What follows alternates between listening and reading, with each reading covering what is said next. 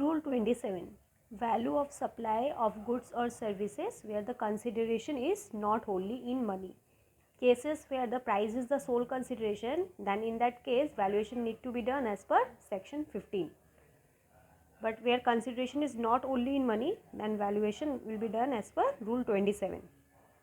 Then where the supply of goods or services is for a consideration not wholly in money, then the valuation of the such supply shall be the open market value of such supply. Open market value means identical goods value in the market. That will already be given in the question.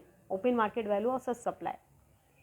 If value can't be determined as per clause A, then sum total of consideration in money and any such further amount in money as is equivalent to the consideration not in money if such amount is known at the time of supply, means that the money amount that is received in the form of consideration, if any, money plus fair market value of the consideration that are not received in the form of money plus FMV of consideration received.